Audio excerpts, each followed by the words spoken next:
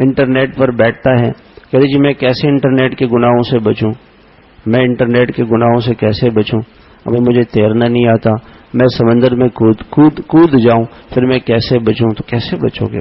بچو گے کیسے؟ انٹرنیٹ تو کافروں نے بنایا اسی لیے کہ مسلمان کو نگاہوں کی گندگی، نگاہوں کی، اس کی نگاہ گندی ہو جائے تاکہ اس کا دل گندا ہو جائے. دل گندا ہوگا تو اللہ سے دور ہوگا. پاک اللہ ناپاک دل میں تو تھوڑی آتے ہیں.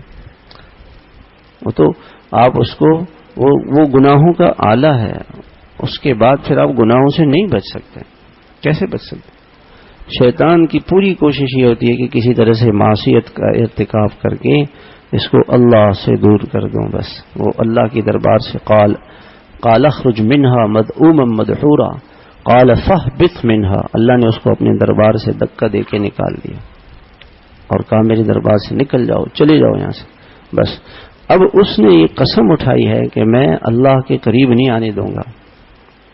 وہ اعمال جو اللہ کے قرب کا سبب ہیں وہ نہیں ہوتے آدمی سے، اور گناہ پہ گناہ، گناہ پہ گناہ.